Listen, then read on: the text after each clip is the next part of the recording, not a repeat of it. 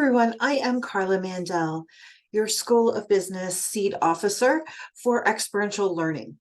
So I'm here to talk to you about how to access your School of Business pathway through Engage, and specifically tied to the Professional Development Strategies and Professional Skills Forum 1 courses. You will have some assignments called Professional Enrichment Project, and in PSF1, you will also have a Connect to Others. These are assignments geared towards helping you build your professional development, but more specifically, it's connected to this pathway.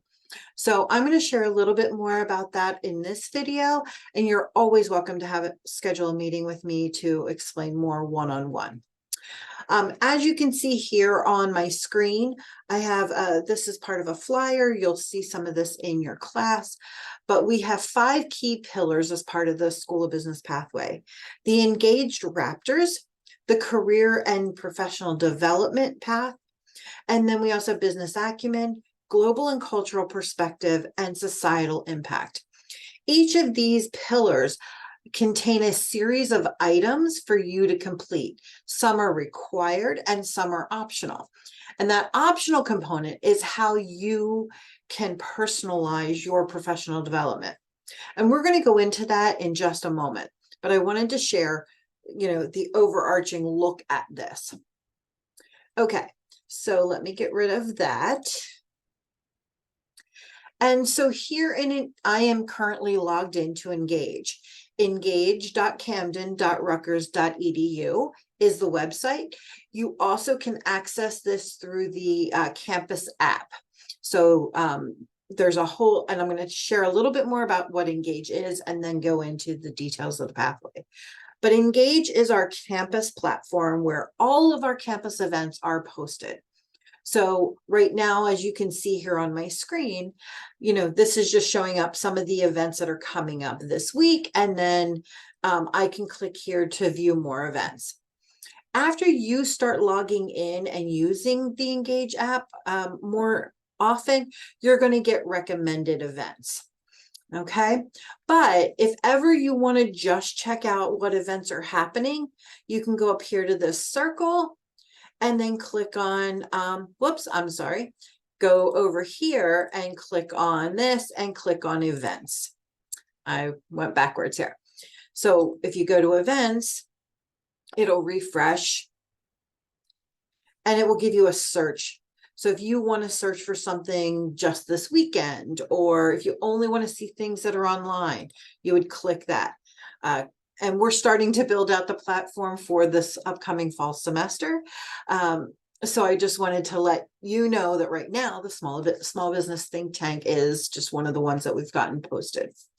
And I'll share more about that since I manage that event. All right, so moving into pathways, if you go back to your home screen, this is called your dashboard. And so again, you'll see all events that are coming up and you can click on view more events. You can see your recommended events. If you're part of any organizations, you will see those here. I'm logged in as myself, so of course I'm seeing the organizations that I'm connected with here on campus. You can also see latest news. And then over here, you can see the different paths that you might be invited to. If you are not seeing the School of Business, please email me at seed.team@rutgers.edu, and I can make sure to add you in. Every semester it is refreshed. However, sometimes because of add drop and late registrations, students don't get added when that process is run, or you're kind of doing it simultaneous. So sometimes it just happens that it doesn't pick up. Now, if you are in Professional Development Strategies and you did this in Professional Skills Forum 1, you're likely to have already seen this. And again, if you're a new, especially for new transfer students, again, that process may run before you're fully in the system. And so we just want to make sure that if you don't see it, email me and I will make sure that you're included. Okay, so in addition to paths, latest news, you also have campus links. And this takes you to different things on our website. So right here is our Seed office. If you were to click on that, you would go out to the website and see more about what Seed does. All right, but we are here to talk about paths. So I'm just going to click on School of Business, but I also want to show you up here on this, you also have access to paths here. Okay, so we're going to click on the School of Business path. And this would be your dashboard screen for your paths. Because I picked School of Business, it says Progress 4. But if you have multiple pathways, you would just click the drop down arrow and pick which one you want to see. School of Business is my default, so this is the one that pops up for me. As you can see, I have 24% of my path's progress is completed. And then it breaks it down by the 5 pillars. So if you are just starting out and have never used this, you won't see any of the green bars here. All right, so how do you find more out about it? Literally clicking on one of the 5 pillars names. So let's go into career and professional development, because this is when you're going to see a lot within your courses, specifically the 2 professional skills and professional development strategies. You need to complete 4 core items, so that means required items, and at least 4 elective items for the career and professional development pillar to be completed. So as you can see, if it's required, it would say required. So attend a professional pathway session, specifically School of Business professional pathways. And this is part of your professional enrichment project. So if you attend anything that's labeled a professional pathway, then that would qualify. Now, sometimes we label our corporate visits as a professional pathway because it is still part of that. But if you attend a corporate visit, we'll also label it that way. And so you can get one of the 2 to apply. So in this case, I've already attended a corporate visit, so it's checked off, which means if I were to try to click on it again, it basically tells me I'm already done this. Yep, it gives me a congratulations notice. Okay, so I can't complete that again. Now you can submit additional forms and then we can add those in, and I'll show you that in a little bit. I've attended a business symposium, but this exclamation point means it's asking me for more information. So if I were to click on that, it's telling me that the item will only be considered complete when any criteria is met or an experience has been completed. So it's telling me I need to submit additional information. So if I were to do that, it's asking me for a reflection. So it's asking me to reflect on that experience. I type this in, hit submit, and it will go in for the approval. All right. And so in this course, you're going to be doing several different things, right? So you will probably be conducting an informational interview. You might be attending a networking event. You might even be attending an off-campus networking event, right? So for those of you who are already working in industry, you might be attending an off-campus networking event. You would need to seek approval from your instructor for that event to count. But if so, then you would be clicking here and filling in this report experience. When you do that, it does ask you to report this again, off-campus leadership or off-campus meeting or event. If you are not 100% sure that like the leadership experience, I will tell you that's because that's part of the leadership pathway. But an off-campus meeting or event is a safe one to always pick. If you're not 100% sure, always pick one that's a general one as opposed to a specific one. Anyway, it would ask you to fill out the form. What did you attend? Describe it. Who was the organization with? The dates, your reflection component, other information about how we can prove this. And then it asks you if you want to upload a file. This is where you would upload your proof of attendance, whether that is, and of course you'd have to ask your instructor. So this may be putting through a brochure or a receipt, something along those lines, or a signature, or even an email that proved your, a certificate or something along those lines. And then it asks you, what path do you want this to follow? So in this case, I wanted to go to my School of Business pathway. And this is one of those where I've got to look down the list to see what does it fit. And there are more than just these, so you have to look and go to the next page. And this was an off-campus event that I attended. And keep going.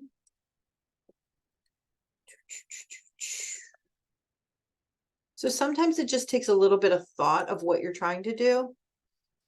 And so here's an attendant on-campus general, but that's not what I want to do. So I have to go back and I just have to read through really quick.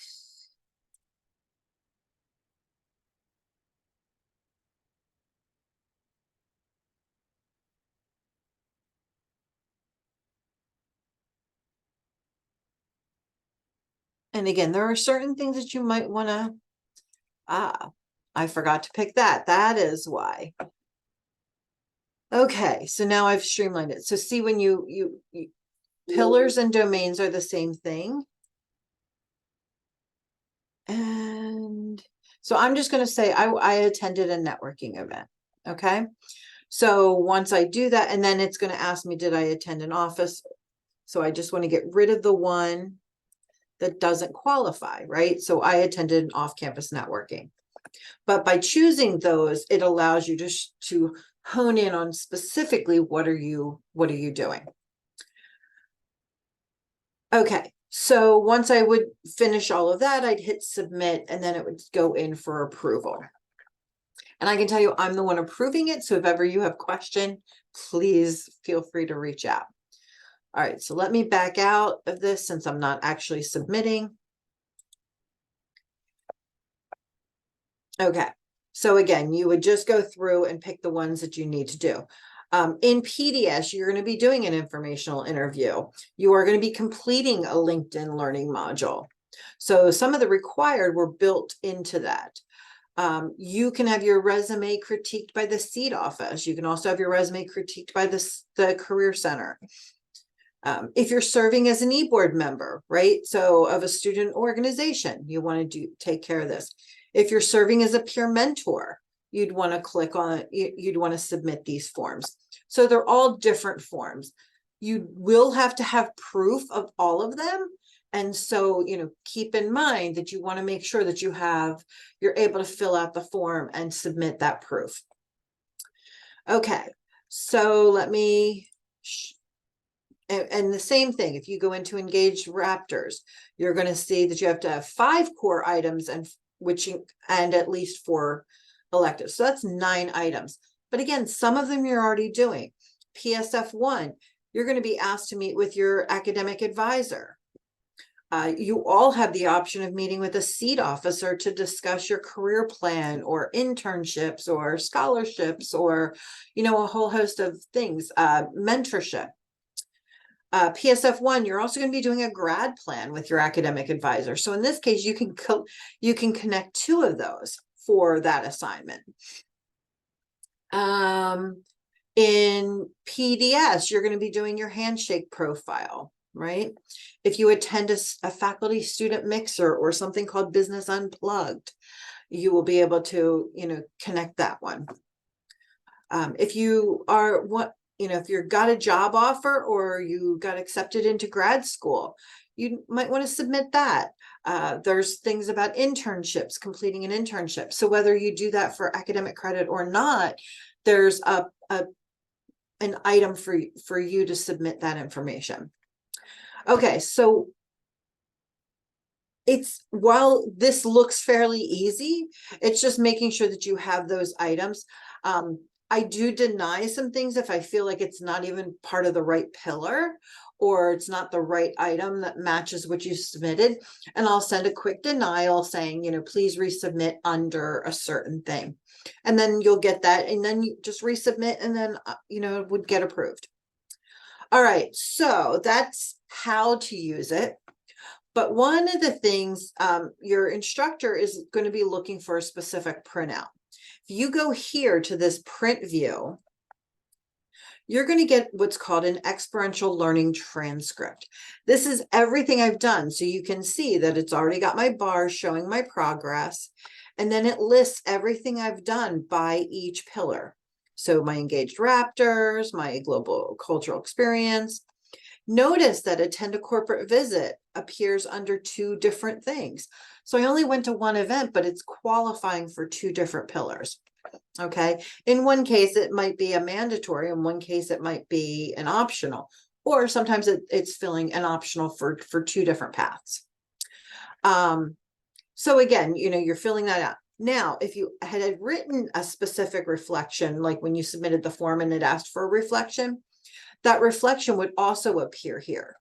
That's particularly of interest for those in the professional skills forum courses and the professional development strategies course, because each of your professional enrichment assignments also require an overall reflection to that assignment. So if you attended 3 17-point for PDS, if you attended 3 different 17-point options, you would be able to see the reflections that you wrote for each one of these and then craft your one for the assignment.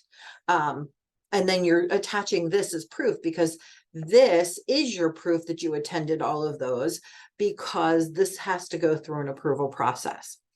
So your instructors know this, and therefore they're able to look for it. And they know if it's on here, it's already been approved and that you've submitted everything that was required for it.